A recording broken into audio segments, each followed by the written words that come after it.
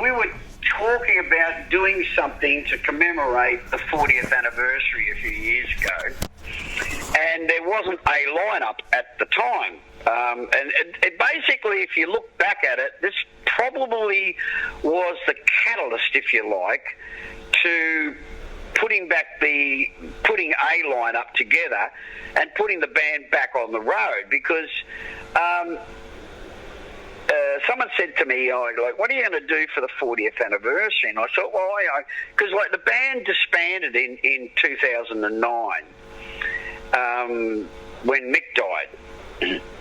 And we'd done the Blood Brothers album, and I was desperate to do a last album with Mick, having been, my main songwriting partner through the 3 albums, and which is Outlaw, Assault and Battery, and then of course the album we always wanted to record, which was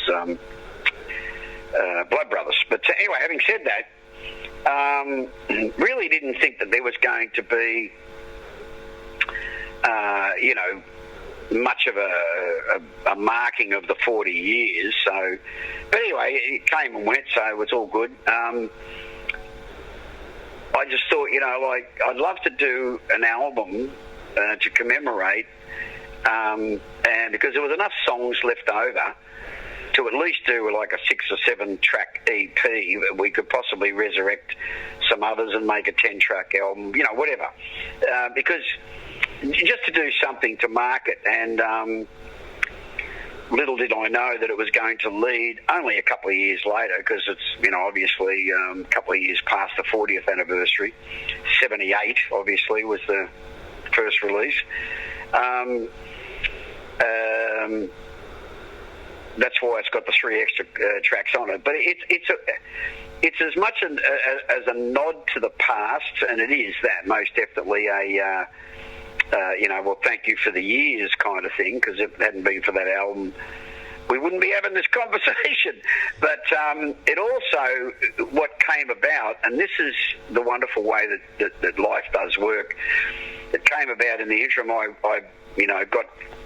was put in contact with the kids in Baby Animals to I was introduced to their manager, Scotty Crawford, and I wanted to work with my own band and as a solo artist, so to speak, but with a band.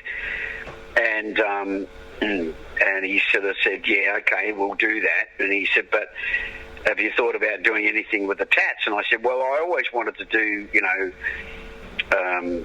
a recording of the first album, and but particularly, introduce tracks that didn't make the cut.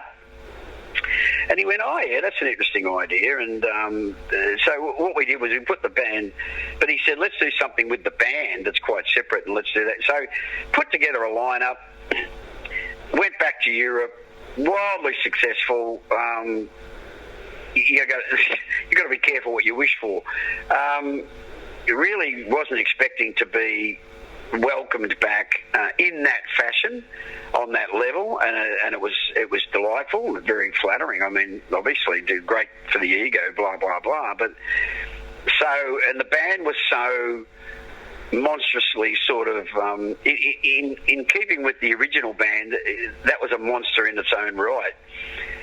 Gratefully, we've been able to choose lineups over the years that were, the Robin Riley lineup was a monster of a band, etc. And, working with Mark and Bobby, and at that stage we were working with whoever was available as a drummer, but we ended up with Jackie Barnes for a year or more. And I thought, well, yeah, we can go ahead, and because we were playing these songs live, and there was this real excitement about, and you could tell that. And what I was going to allude to was that you could tell that by the audiences. The European audiences are very enthusiastic, but they're also very, they can smell, as Mark Evans often says, they can smell a fart, through a brick wall. So if it smells, if it doesn't really come up to the grade, So the real test was the audiences, and they were just going wild for this band. So that's basically, as convoluted as it may sound, that's basically how it came about. We decided to honour the recording, the first recording. And the other thing too, which is delightful about this band, which I found really, really cool, is we've gone back to being a band that is loose in a sense where, and you'll hear that on, well, I don't know, if you've got a copy of the recording, you'll hear it already, but there's a couple of songs where the band jams on stage like the original band used to.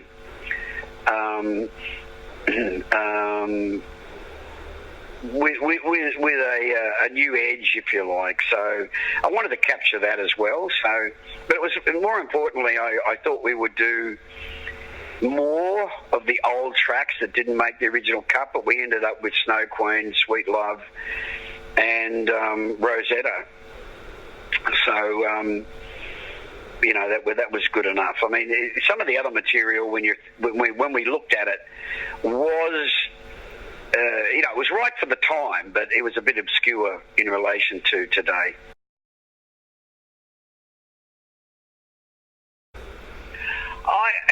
Again, as romantic a notion as it is, as soon as we put the band, this lineup, I've always wanted to play. I've always wanted to be in a band with Bobby Spencer.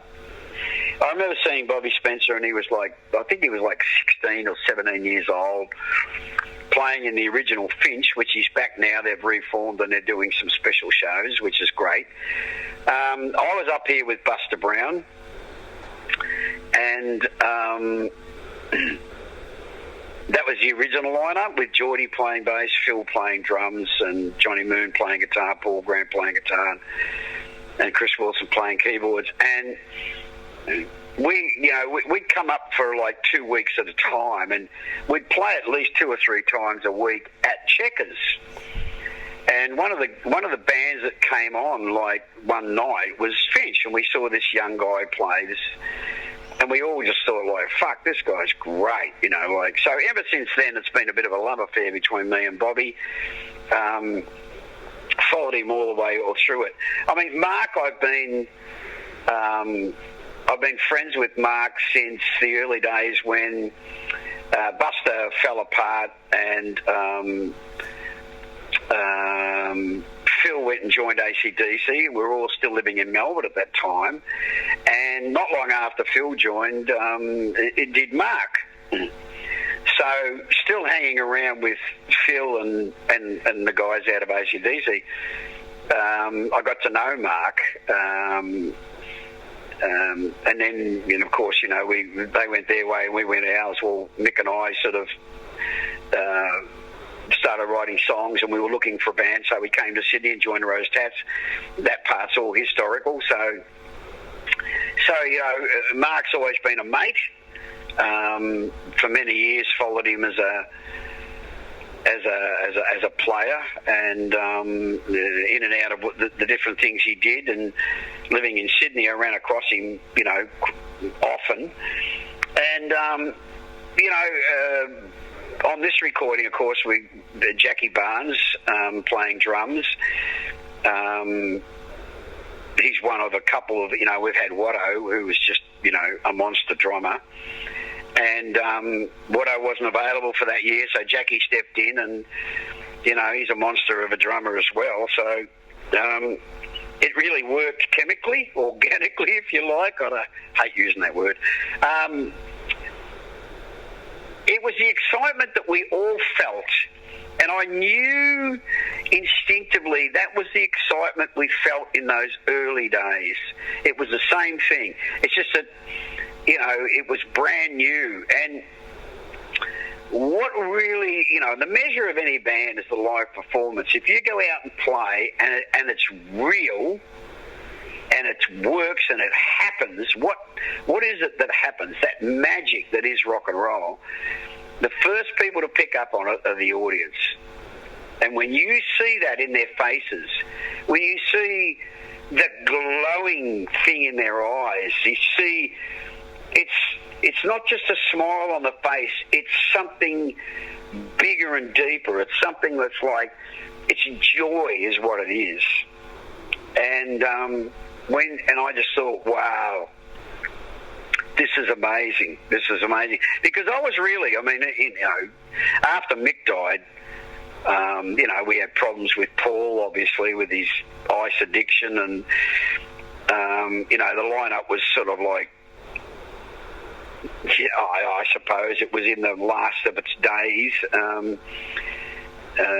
for one reason or another, and we won't go into that, but I really thought that after Mick died, that was the signal that was ready to sort of hang it up and you know, put the beast out to pasture, you know, and then and I thought that was the end of it. I thought, well, sad we didn't get to record, you know, anymore with Mick, but you know, I still think that Blood Brothers is a great album. I think it's a beaut album of rock and roll, and I think there's a couple of really, you know, great songs on that album, and I was happy that, you know, and then of course he passed, and for me that sort of put an end to it. I kind of thought, well, that it's time to move on and leave the Tats as part of history. But you know, life itself, you know, there's even lyrics been written about it. I mean, you just don't know.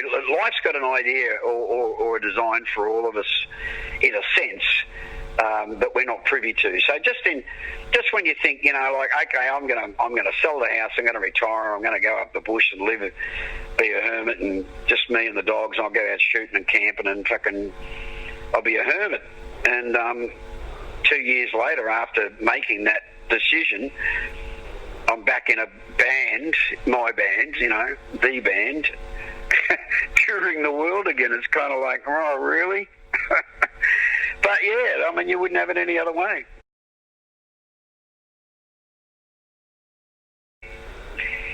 I remember saying to my kids, you know, I remember sitting here at, you know, at one of our family dinners, and the kids are saying, you know, like, you really want to retire, Dad? And I said, well, I'm going to retire from the Tats. I said, but, you know, I've always wanted to do my own band, which is a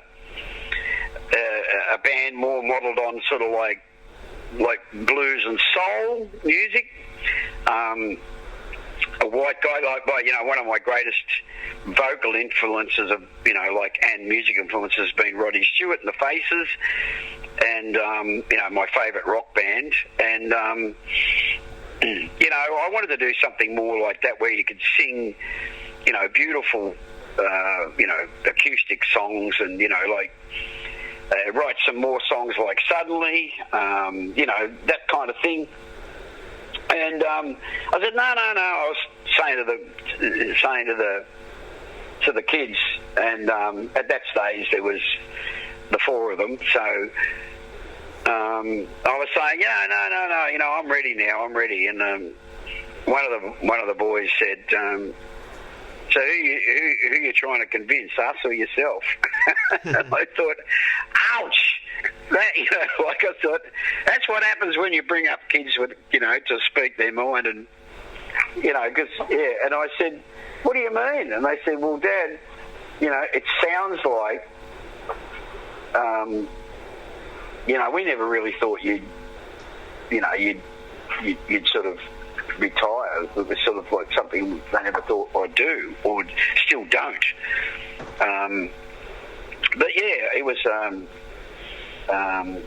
a moment, and I kind of thought, well, really, after, and we all had a laugh, and I said, oh, mate, you know what, I've had enough, you know, like, I want to buy 10 acres, 20 acres, and, you know, I want a shed and a ute, and, you know, you know what I mean? Like, yeah. All the stuff I've missed out on or haven't had yet, you know, there's still time, but I mean, but, you know, I just wanted, you know, like a pack of dogs, and, you know, just sort of like, you know, live in the bush, you know, just outside some little beautiful little idyllic country town somewhere, you know, and that was how I've sort of seen where I'm going the last 20 years. But I thought that was really, really telling where the question was, well, who are you trying to convince, you or us? And I thought, oh, wow, you know, like, because, you know, kids, you know, they can see through you. I mean, I didn't realise it at the time, but, you know, I was not ready. I was in a sense reluctantly, you know, thinking, oh, well, this is the reality. You know, Mick's just died. He's the last of the, you know, my main songwriter, you know, the bloke that I'd written sort of Nice Boys with, and, you know, all you know, the great tracks, Butcher, you know, like, you know, whatever, you know, I mean, Mick and I wrote some great songs together, and I really was, I really was in a real sense still mourning. You know, it was a great loss to me to lose Mick. I mean, it's been a great loss with all of them, because you know, as dysfunctional as we were as people, the reason we loved one another so much was because we even knew back in those days, as you know, it might sound a bit bombastic, but you know, we knew what we were doing. We had a real good idea that we were, you know, writing and recording some, you know, some great rock and roll songs. You know, not mainstream popular, but great rock. You know, great rock and roll. And I remember Pete, which was really sad, you know, it was a reflection, because I remember during that last tour of America, where Pete, you know, decided that, you know, he couldn't maintain, and left the band. He looked at me one night, and we were just sitting there, just, you know, drinking red wine, and he said, "We made our mark." And it was after a particularly big night. We were out with, I think we were out with Aerosmith, I'm not sure, but I think we were. And he said, "We made our mark. We've, you know, we're going to, in other words, we're going to leave an impression, so to speak."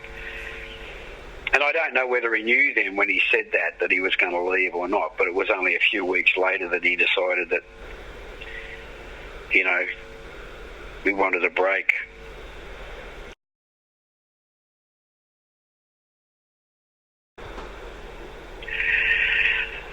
Well, I mean, obviously Germany,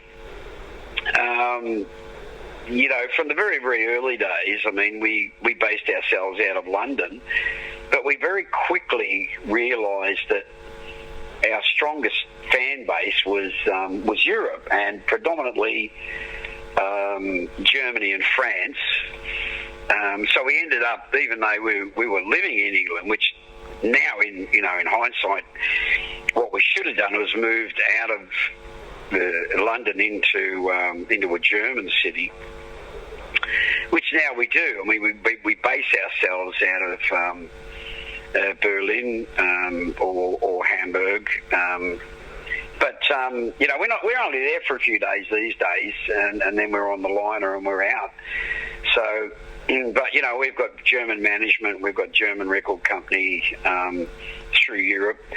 And those, like I said, you know, when we first took this lineup and put it in front of our fan base, you know, I mean, there's a biker club that follows us, you know, like, and has done since the early days, Born to Be Wild, and they, last time we were there, with Mick, I mean, this is in 2008, there was 3 generations of males that belonged to this club.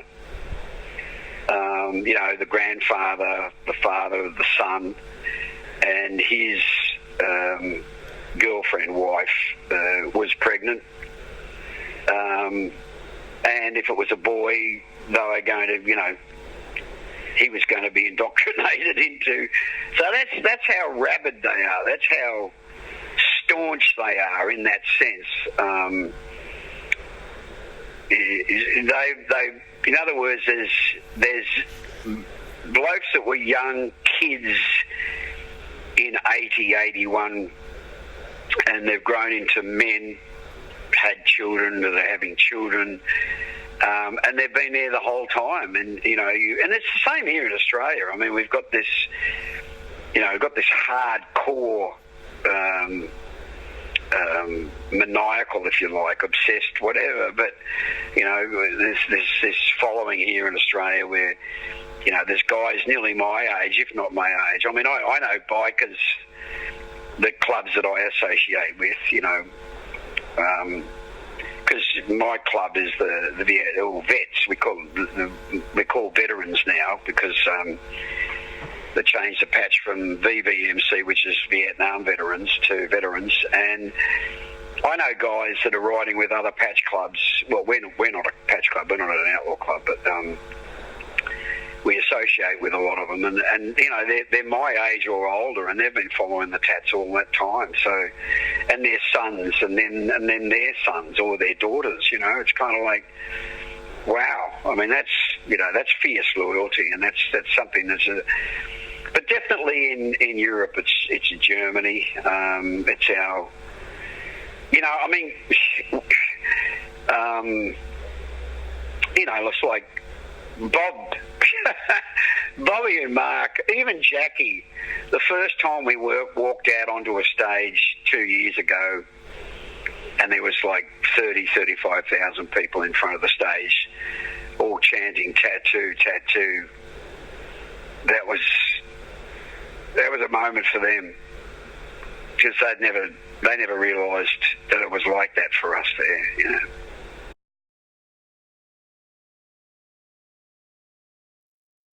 I still prescribe to the romantic notion that every gig is. I mean, I love doing the big festivals because 30,000 plus people in the standing there. Like, you're standing on a stage and you're looking at like 30,000 people, and they've all got the fists in the air and they clap to the songs and they sing. The band can stop and they sing the lyrics. It's like fucking ridiculous. I mean, when we hit Nice Boys and they sing Nice Boys in the when the band drops, they're singing louder than the band, and that's an extraordinary feeling. But there's nothing like the intensity of 1,000 people packed into a club that's probably should only hold about 800. And, sweat dripping off the walls, and, like everyone's just in the zone, in the moment. I mean, it's just an extraordinary experience. I mean, the band's done 2 tours. Like, when I say 2 tours, we've done 2 years. We did last year and the year before as this line-up through Europe. And we still get that sort of like, fuck, wow, how good was that? We still get that going on after any performance, every performance, because it's going back to the romantic cliches. It's energy, it's something that you and the audience create that only happens on that moment, on that night, at that festival. You know what I mean? It's like. And then once you bring this thing into being, you create this thing between yourselves, and that belongs to you, and then nobody else can have that, because it's that moment. It's that moment, and I mean, that's what energizes bands to go out and play, the same set. We try and change the set around, even during a tour, even by only just a couple of songs, but we certainly don't play the same set tour after tour after tour. Drive us nuts. But it's just that you create magic, and it's just one of those extraordinary things. It's like the most addictive thing going. It's like, as long as I've got breath and I'm physically able, I'll do it.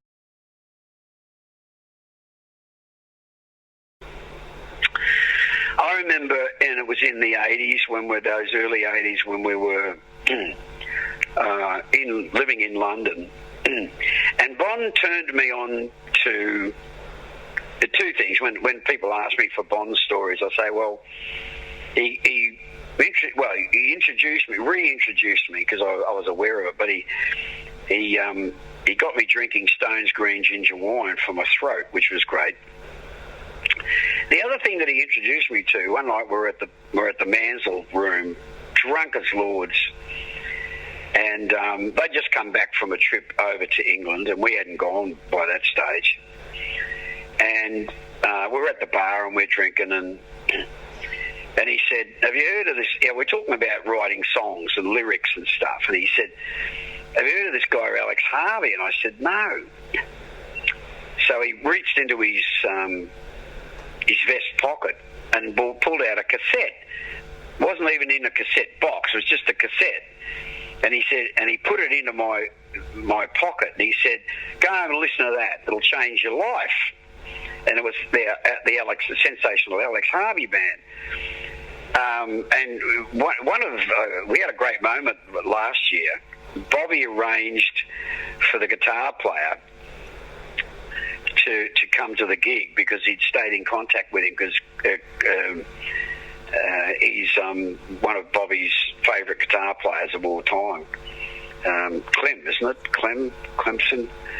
Anyway, getting back to what I was about to say, I remember, I was obsessed with Alex Harvey. So we're living in London in those early days, and we used to go and drink at the Marquee because we'd played there, so we got in for nothing, and we were welcome there any time we want. Anyway, I saw the coming Alex Harvey band. So, my heart was beating fast, and I thought, fuck me, I've got to go and see Alex Harvey. Jesus Christ. Bonnaby just fucking beside himself.